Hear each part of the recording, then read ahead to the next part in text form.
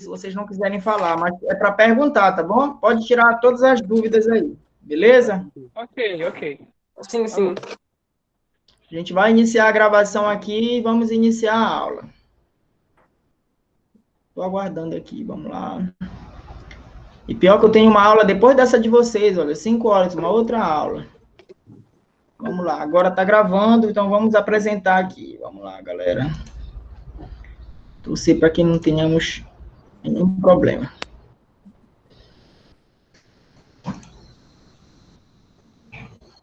Vamos lá.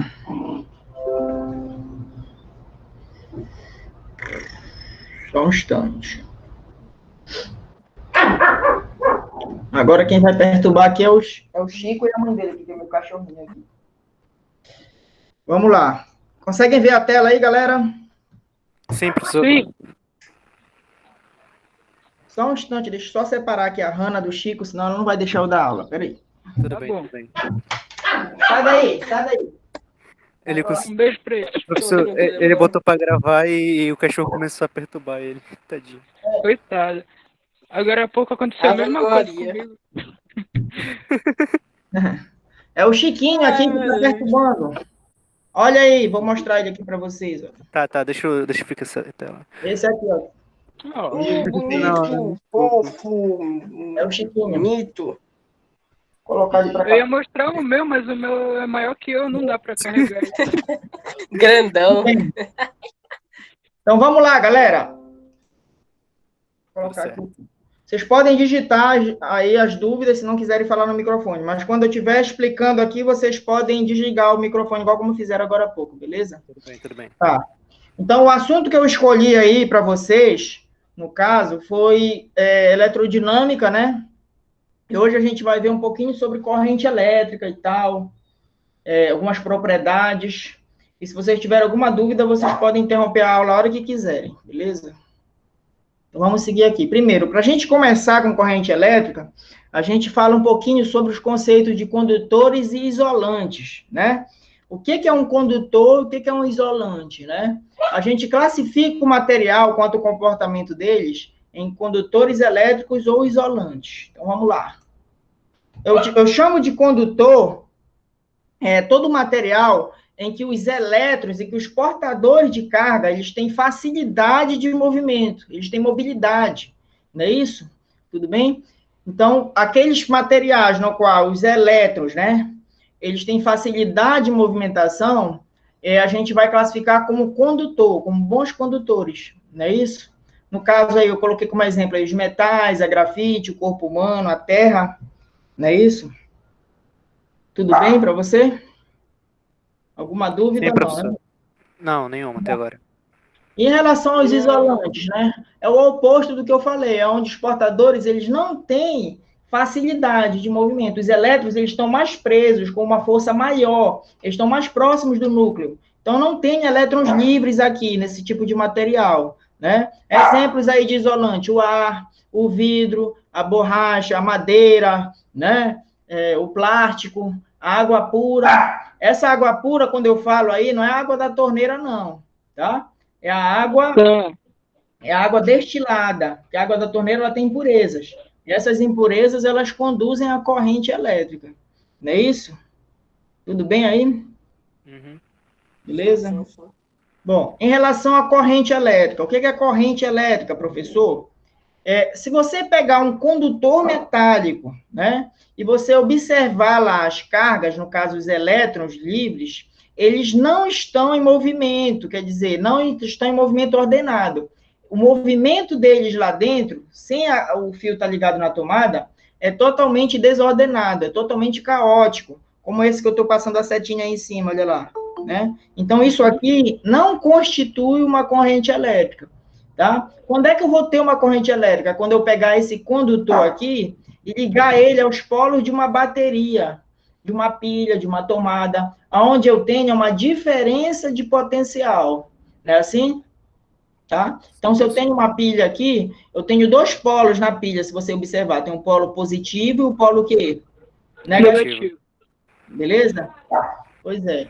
Aí, quando eu ligo o condutor, né, nessa bateria, vai ocorrer o quê? O movimento espontâneo desses elétrons. Como os elétrons têm carga negativa, eles vão migrar todos para o lado, para o polo positivo da bateria. Certo ou não? Sim. Então, os elétrons vão entrar todo em movimento. Repara que eles já estavam em movimento, mas esse movimento não era ordenado, era um movimento caótico, né? Quando eu liguei aos polos da bateria, eles entraram em movimento ordenado, todos no sentido do polo positivo. É claro que quando a gente for representar a corrente elétrica aí, a gente vai representar em sentido contrário, como se fossem as cargas positivas que estivessem se movimentando, beleza? Mas a gente sabe que não são as cargas positivas, são as cargas negativas. Sim. Tá bom. Aqui eu tenho, no caso, um condutor metálico, né? Então, quem é que conduz a corrente aí? São os elétrons livres. Mas eu posso ter uma solução iônica, né? Eu posso ter uma solução eletrolítica, né? Onde eu possa ter o quê? Íons. Ao invés de eu ter só elétrons em movimento, eu vou ter íons, né? O que são íons? Vocês sabem da aula de química, né? São aqueles átomos que ganharam ou perderam elétrons. Quando o átomo ele perde elétron, ele fica positivo. A gente chama disso lá em química de cátion, né? Assim? E quando um átomo ele ganha elétrons, ele fica com excesso, ele fica negativo, e aí a gente vai chamar de ânions. Se eu tiver uma solução aqui, imagina que eu tenha água, por exemplo, né? E que eu coloque sal de cozinha aqui dentro, NaCl. O que vai acontecer aí? Né? Esse NaCl ele vai dissociar, ele vai separar, vai ser quebrada essa ligação. E os íons positivos vão migrar para o polo aqui, para a placa negativa, e os íons, né? Os íons cloro, no caso negativo, vão migrar para cá, para a placa positiva, e o sódio, que vai ficar positivo, ele vai migrar para o lado aqui da placa negativa. Nos gases ionizados também ocorre a mesma coisa, né? São íons elétricos. O que são um gás ionizado? É uma lâmpada fluorescente, né? Lá dentro tem um gás onde os íons atravessam ela de um lado para o outro, e isso causa emissão de luz, a gente vai já ver. Posso passar aí? Pode. Bora. Tudo certo, professor. Vamos lá, José. Vamos lá, Maria. Aqui, a lâmpada fluorescente. Vocês sabem como é que funciona uma lâmpada fluorescente? E outra pergunta que eu tenho para vocês aí. Se vocês fossem comprar no supermercado, né? E vocês tivessem que escolher entre a lâmpada incandescente, que é aquela antiga que aquecia, uma lâmpada fluorescente ou uma lâmpada de LED. Qual dessas três aí você escolheria para comprar? A de LED. A de LED, né? Por quê? A de LED também. Porque ela é mais forte, a luz. E mais E econômica. dura mais também. Isso, exatamente. O principal aí, que vocês falaram, ela é mais econômica, né? Ela é mais econômica. Se tu comprares uma lâmpada incandescente, aquelas que esquentam muito, você vai pagar muito caro na conta de energia. Por quê? Porque aquele tipo de lâmpada lá, ela dissipa 95% da energia na forma de calor e transforma apenas 5% em luz. Ou seja, tu está jogando fora 95% do teu dinheiro, quando tu vai pagar utilizando aquele tipo de lâmpada lá. Já as lâmpadas fluorescentes, elas são mais econômicas que as incandescentes, porém, elas ainda perdem para o LED. Vou mostrar para vocês aqui. Vamos ver aqui como é que funciona uma lâmpada fluorescente, tá? Aqui, eu tenho um exemplo aqui de uma lâmpada fluorescente. Lá dentro dela tem um gás, tá? Esse gás, ele pode ser argônio ou vapor de mercúrio. No caso aqui, desse exemplo aqui é vapor de mercúrio, não é isso? Tá? E quando você liga lá, aperta lá no botão para ligar, os elétrons, eles são acelerados aqui dentro. Você está vendo aqui o desenho, o elétron é acelerado. Quando esses elétrons são acelerados, eles vão colidir com o gás que tem lá dentro, com o vapor de mercúrio, certo ou não? O que acontece quando o elétron se chocar com o vapor de mercúrio lá dentro da tua lâmpada? Ele vai transformar isso, vai emitir isso, radiação ultravioleta. E aí já acende a lâmpada, tu já consegue ver? Não. A gente não enxerga a radiação ultravioleta. Sabiam disso ou não? Sim, sabia, professor. A gente não tem capacidade de ver ultravioleta nem Infravermelho. infravermelho. A gente também não vê, tá? Tudo bem? Então, primeiro, dentro da lâmpada fluorescente é emitido radiação ultravioleta, luz ultravioleta, que a gente não enxerga. Só que no vidro aqui dela, tá? Existe um pó branco. Vocês que já quebraram uma lâmpada dessa para fazer cerol, né?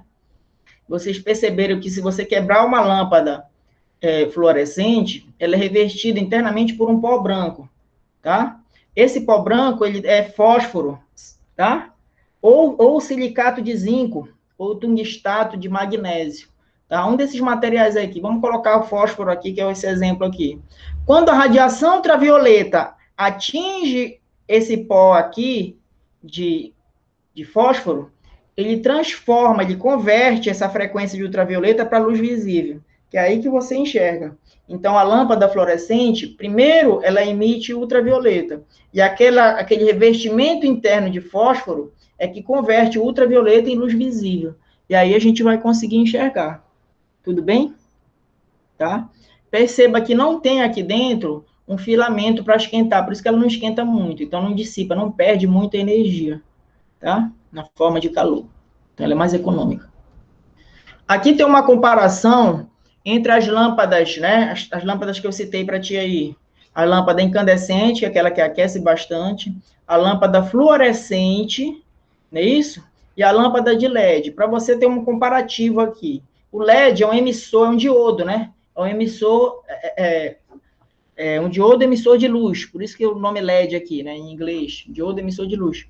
Tá? E ele funciona sem precisar de filamento também, tá? Ele é um semicondutor, então tem uma fita lá dentro dele, que quando é percorrido por corrente, converte isso em luz, sem esquentar, tá? Então o LED, ele é mais apropriado, dá uma olhada aí, né? Uma lâmpada de LED de apenas 3 watts é equivalente a uma fluorescente de 6 e uma incandescente de 20. Olha a diferença aqui, né? Então, basta 3 watts aqui de LED, que vai ter a mesma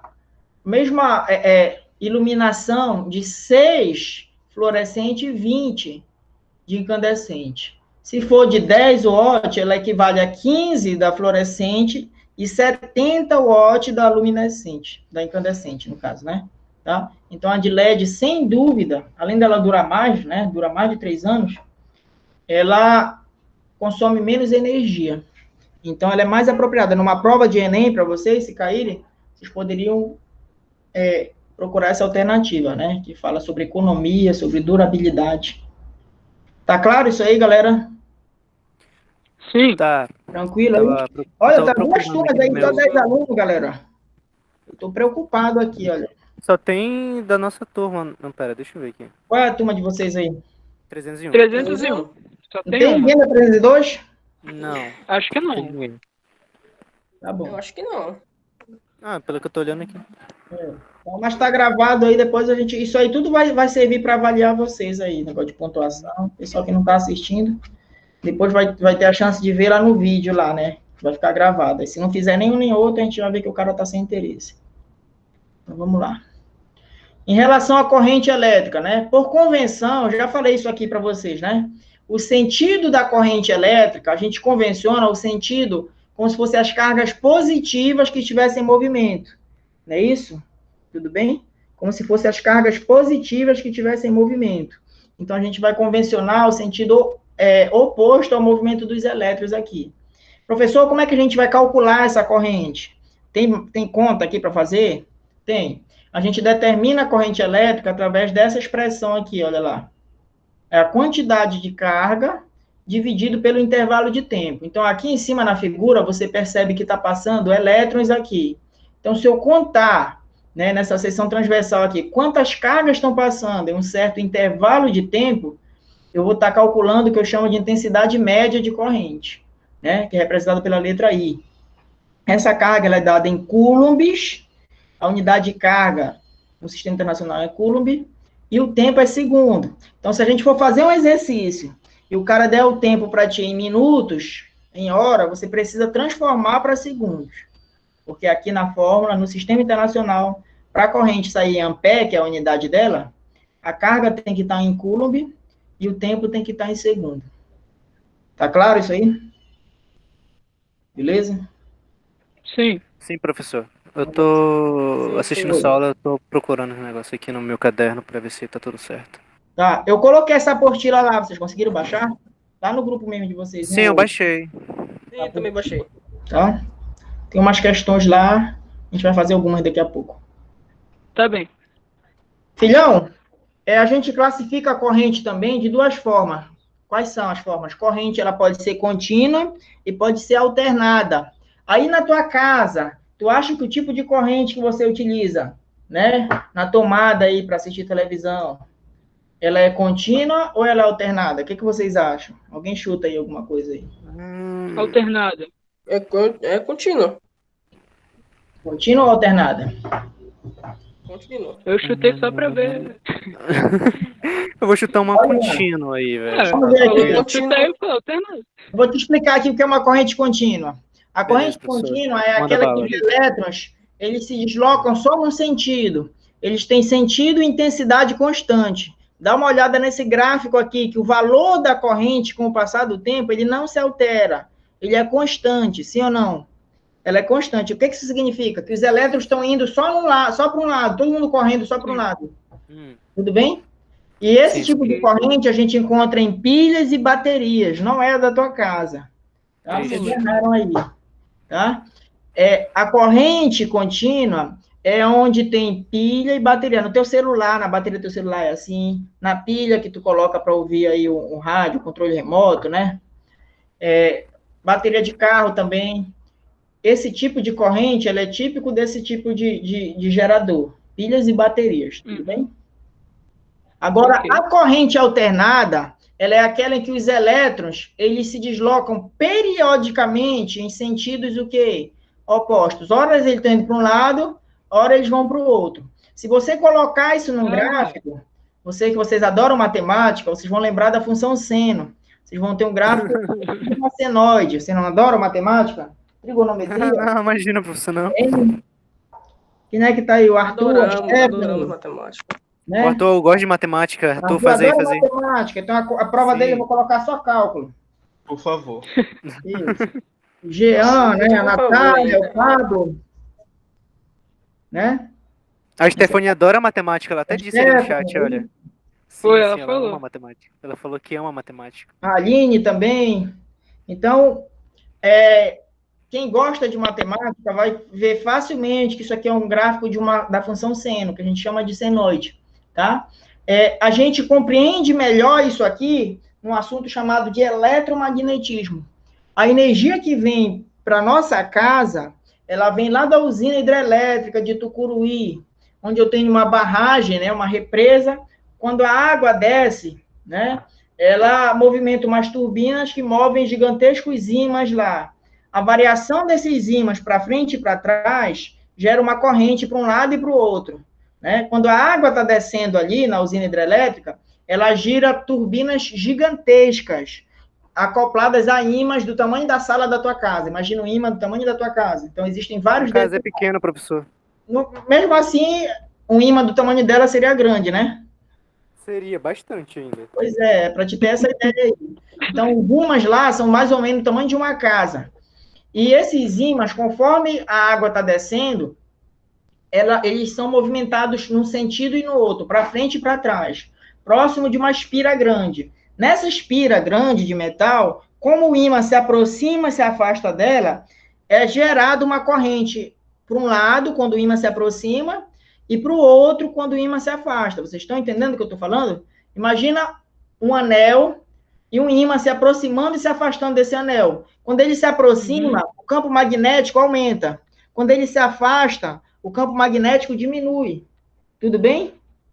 Né? E aí essa variação do campo magnético causa uma corrente, ora para um lado, ora para o outro. Por isso que o gráfico fica assim, olha lá, ora para cima, ora para baixo, ora para cima, ora para baixo.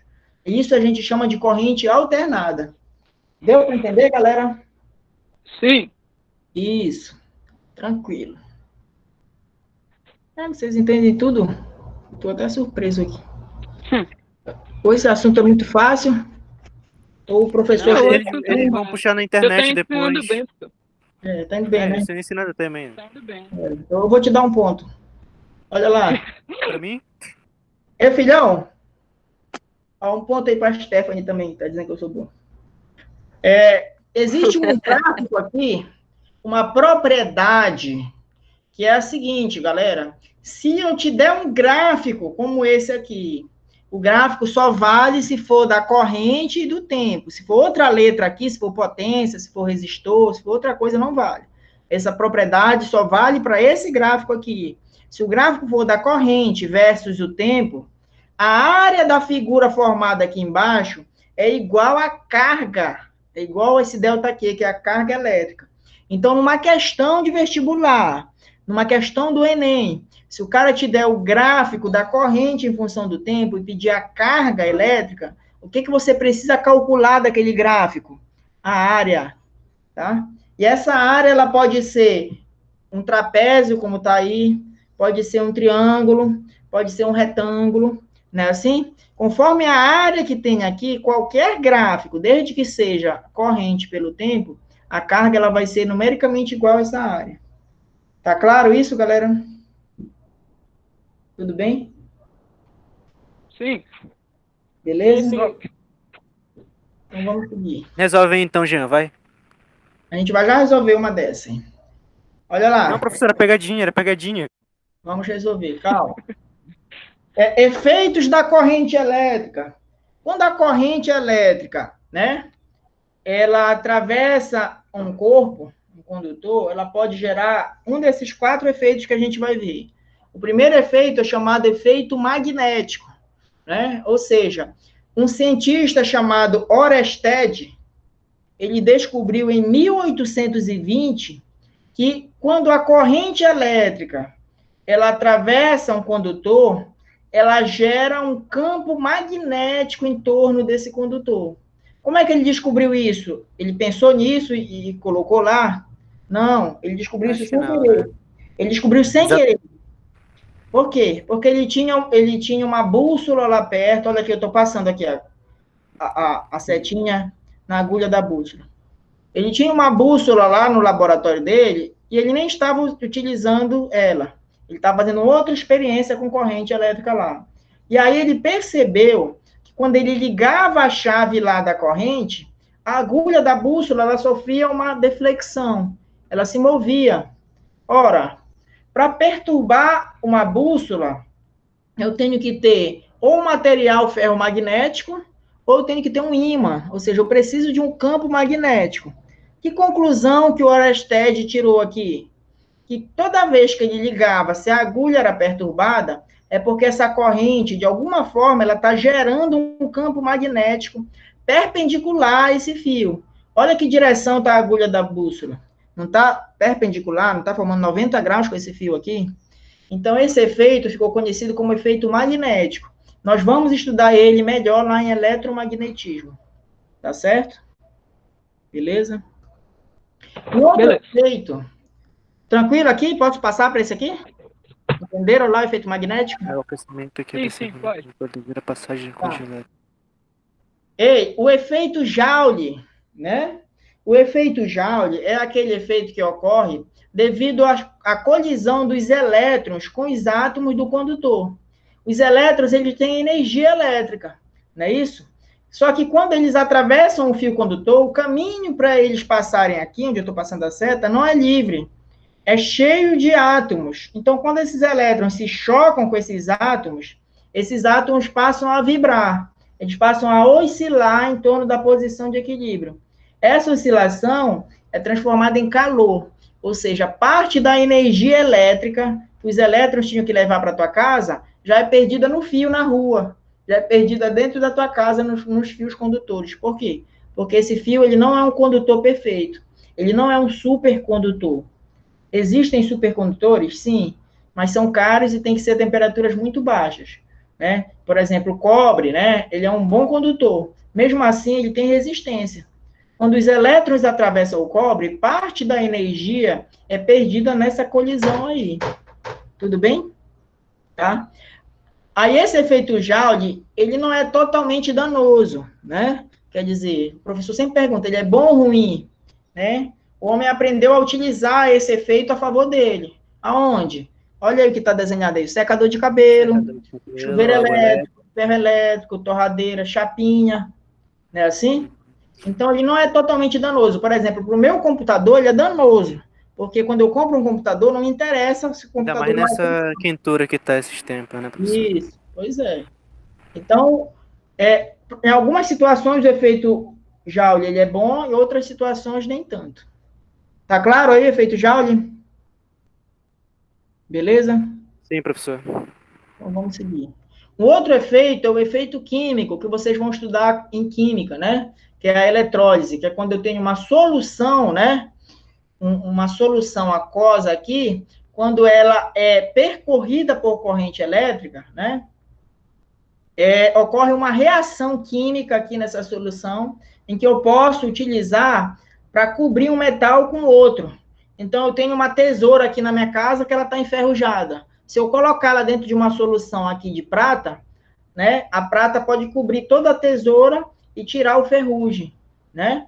Esse efeito aqui, vocês vão estudar na aula de química, que é chamado de eletrólise, quando a professora for dar eletrólise aí com vocês. Tudo bem? Então, esse é o efeito químico, eu vou deixar para ela. E o efeito fisiológico, que todos vocês que tiveram...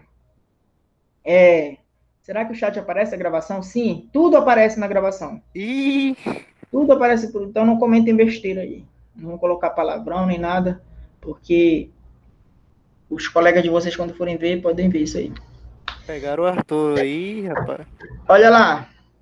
Sim, galera, vamos lá. O efeito fisiológico. Qual é o efeito fisiológico, filhão? O efeito fisiológico ocorre quando a corrente elétrica ela atravessa um organismo vivo, um animal, né? Ser humano também. E ela pode causar contrações musculares involuntárias. O que é contração muscular involuntária? É o famoso choque. Todos vocês já Isso pode dar um ataque cardíaco, será? com certeza, a gente vai ver aqui. Dependendo da intensidade da corrente que atravessa o teu corpo e do tempo que você fica exposto, você pode ter vários sintomas, apenas um formigamento, pode ter queimadura, pode ter um ataque cardíaco, né? Então, isso vai depender, olha aí a tua pergunta aí, vai depender da intensidade da corrente, o que ela vai causar, né? Olha lá, se passar pelo teu corpo até 10 miliamperes, tu vai sentir dor e contração muscular, né? Dor e contração muscular. Agora, se for de 10 até 20, tu já vai ter aumento das contrações musculares. Por isso que se recomenda, se a gente for pegar num fio para ver se tá passando corrente, a gente nunca pega com a parte de dentro da mão, sempre com a costa. Por quê? Porque os teus dedos vão apertar o fio involuntariamente, tu não vai conseguir soltar, né? Então, se a gente for testar alguma coisa, se está dando choque, nunca pegue com a parte de dentro da mão, sempre com a parte de fora, para que a tua mão feche para o outro lado e você Nunca não... com a palma, entendi. Só com. Isso, com a costa da mão, nunca com a palma, né? Exato. Isso, olha aqui. Sempre leva um choque quando eu estou descalço e molhado e toco no micro-ondas. Não faça isso, tá, meu filho? Por que molhado o choque é maior? Porque na tua pele tem sal, e o sal conduz corrente elétrica, o suor conduz corrente elétrica. E a água também, se for água do banheiro, mesmo que pareça limpa pra gente, ela não é limpa, ela tem íons, tem sujeira. E aí conduz a corrente. Quanto mais molhada tiver a tua pele, maior a intensidade da corrente, diminui a resistência do teu corpo, tá? Então, cuidado. Quando for limpar o micro-ondas, vocês têm que desligar, evidentemente, da tomada, e mesmo que ele esteja desligado, você tem que usar uma sandália de borracha. Porque já teve gente que pegou choque com o micro-ondas desligado, porque ele acumulou carga lá dentro. Inclusive, já morreu gente assim. Tá, Eita. olha lá. De 20 até 100, parada respiratória, né? Se passar aqui... E o choque mais perigoso é esse que entra por um braço e sai pelo outro, porque ele vai passar na tua caixa torácica aqui, ó, né? E aí pode, o teu diafragma, ele colabar. O que é colabar? Ele colar uma parte no outro, e você quer respirar e não consegue, tá? Então, se passar pelo coração e tal, exatamente, você vai ter problemas, você pode ter uma parada cardiorrespiratória. De 100 até 3, tu vais ter fibrilação ventricular. É esse aqui que é a parada cardíaca, né? Tudo bem? E acima de 3, tu pode ter parada cardíaca e queimaduras. Então, muito cuidado com corrente elétrica. Beleza? Tudo bem? Deu para entender aí, galera, a nossa aula? Deu, professor? Tá. Vamos fazer uma questão aqui. Tudo bem? Eu vou passar essa aqui, vou fazer outra aqui. Vou fazer essa aqui, olha lá. Eu vou fazer essa aqui, que é aquela do gráfico que eu falei para você, tá? Tudo bem? Então, aqui nós temos um gráfico da corrente elétrica em função do tempo, através de um condutor metálico, é dado abaixo. Qual é a quantidade de carga que atravessa uma seção transversal do condutor de 0 a 5 segundos, né? Então, que figura geométrica é essa aqui? Vocês perceberam que isso aqui é um trapézio, correto ou não? Tudo bem? Correto. Isso é um trapézio. Esse... Então, o que eu calculo, o que eu preciso calcular do gráfico quando ele me dá um gráfico da corrente em função do tempo? A área. A área, muito bem, parabéns. Então, usando a propriedade gráfica, a quantidade de carga ela vai ser numericamente igual à área. Beleza? Tudo bem? Sim. E aí, quando é um trapézio, qual é a fórmula da área de um trapézio? Tá aí. Base maior mais a base menor vezes a altura do trapézio dividido por 2. Se você olhar aqui, a base maior do trapézio é essa parte aqui de baixo, do 0 até o 5, e a base menor é do 1 até o 4. Então, a base maior vale 5, a base menor vale 3, que vai do 1 até o 4. E a altura desse trapézio está aqui, ó, vale 5. Então, substituindo isso aqui na fórmula, nós vamos ter 5 mais 3 sobre 2 vezes 5. Então, base maior que é 5, mais a base menor que é 3, vezes a altura que é 5, dividido por 2. Vamos lá, 5 mais 3 é quanto? 8. 8. 8 dividido por 2. 4. 4. 4 vezes 5. 20. Então, a carga total aí vale 20 coulombs. Tudo bem? Uhum. Então, você percebeu que você precisa saber, na verdade, aquelas áreas de figuras geométricas. Beleza? Tá bom. Ah, não, ainda tem. Tranquilo aí? Deu para aprender um pouquinho? Deu para lembrar? Sim, professor. Deu. Sim, Dê uma olhada naquela bacana. apostila. Façam. Então é bom dar também uma revisada em geometria espacial, acho o nome, não lembro o nome, que Geometria. tem os cálculos tudinho de área. Sim.